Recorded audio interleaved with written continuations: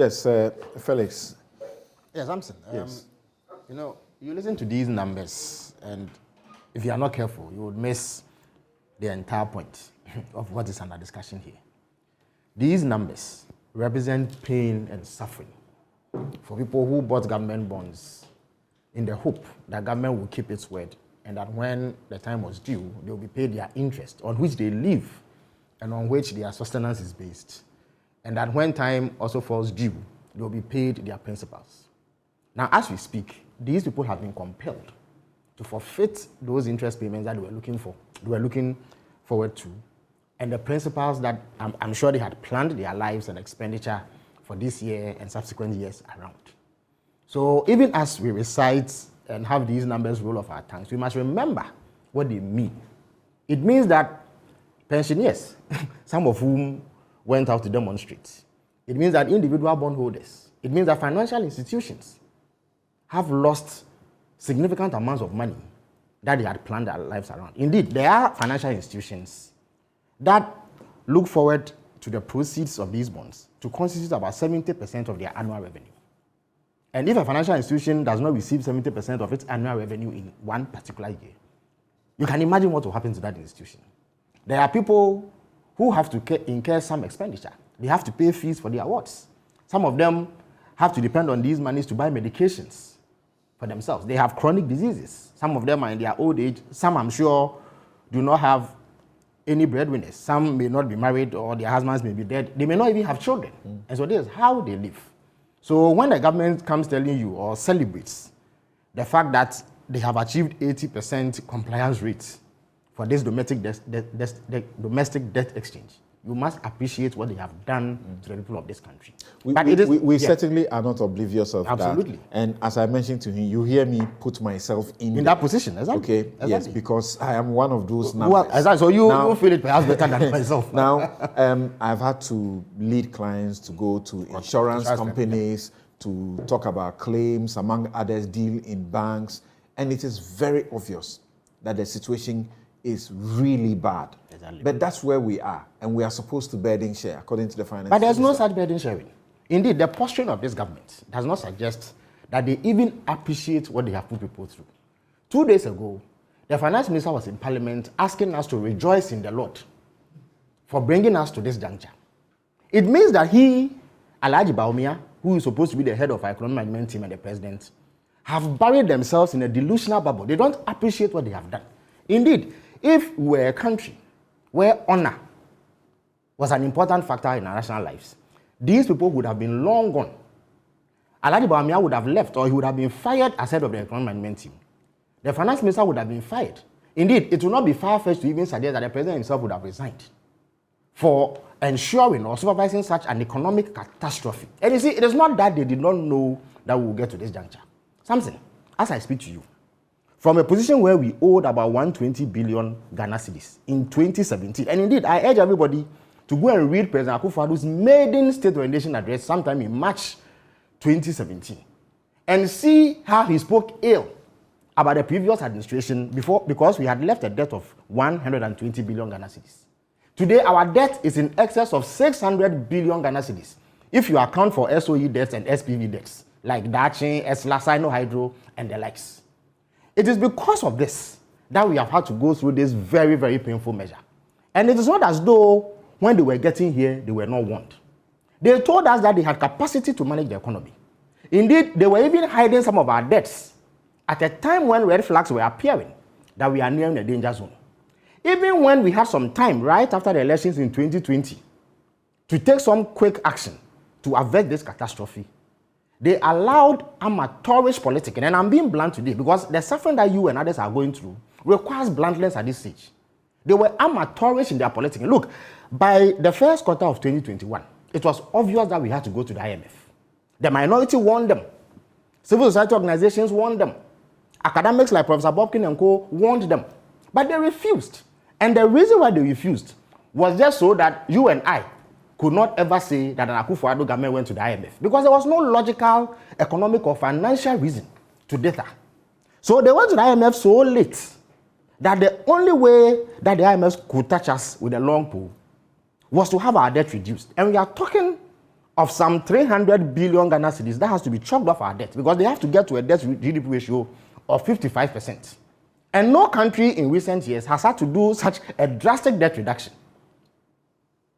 Sri Lanka, which has become the reference point for a basket case in terms of economic management, did 28% debt reduction. But we are having to do 45%, and which runs into about 300 billion Ghana cedis if you look at our entire debt profile. At the same time, this government is not showing any intent that, one, they will take responsibility. They will continue to blame factors that are not responsible for this situation.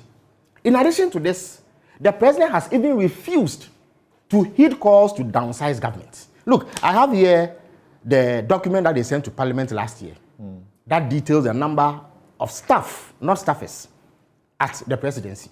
They have a total of 337 political appointees. Samson, what do we need 337 political appointees in addition to over 680 public and civil servants at the presidency for? And most of these people don't have any functional necessity. They have such bizarre positions as the overseer of the National Cathedral. There's somebody they call a policy associate. And they have all manner of party activists who they describe as technical advisors who do nothing beyond sitting on social media and abusing people who criticize government. And it's not as though President Akufo-Addo is oblivious of the fact that this is adding cost to the running of government. He knows it. Why, at a point, he decided that he needed 125 ministers. That is reckless mismanagement of the public purse. And when you do that, you will fall into this trap. But one would have thought that even if he was obstinate 4 years, 5 years ago, in the heart of a massive crisis like this, he would take steps that show that he empathizes with the suffering that you and other bondholders are going through. He stopped flying private jets. But he should not have even flown those private jets. In all, it cost us about 36 million Ghana cedis for him to fly those private jets. Where we are. Listen, it is far too little. Far too little. He should not have done it. Why? He stood on a public platform and told us that his biggest priority as a president was the construction of a $450 million cathedral. As I speak to you, there are over 800,000 Ghanaian school children who do not have access to desks to sit on. For 4 years running, this government has not printed one textbook that reflects the new curricula that they themselves introduced.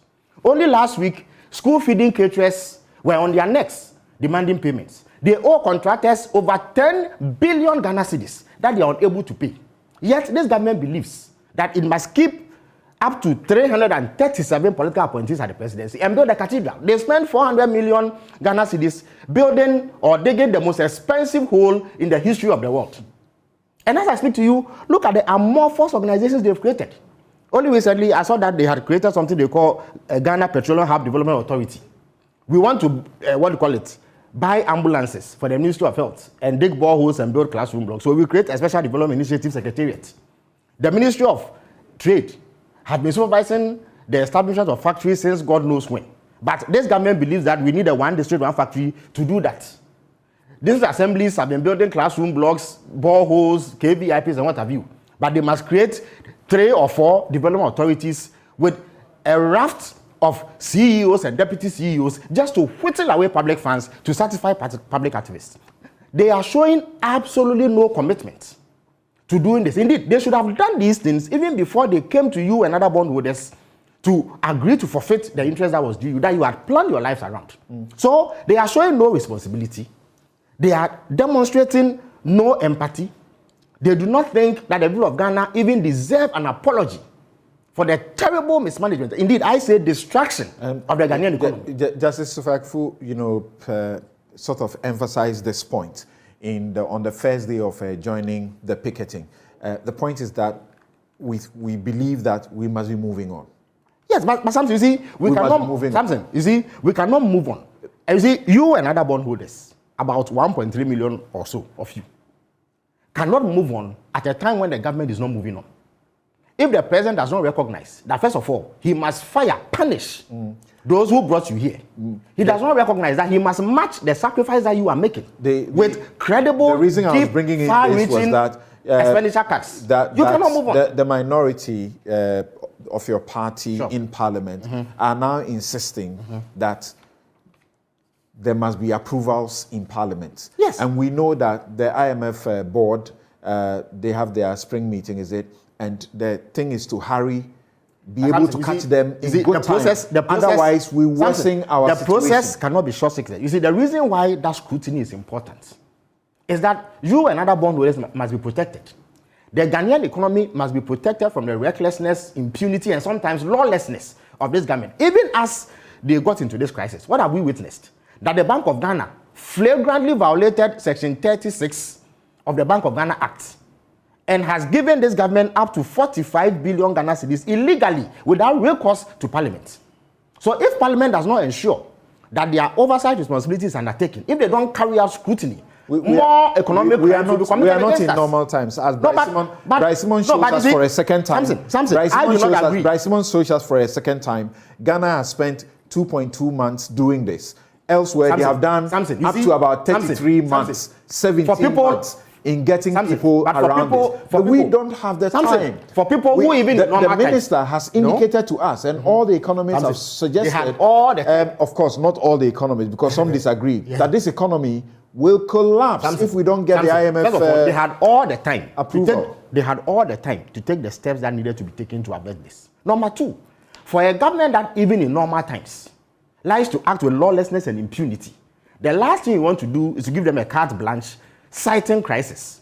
Even in times of crisis, there is a need for scrutiny so that people do not do things that come to harm us further down the line.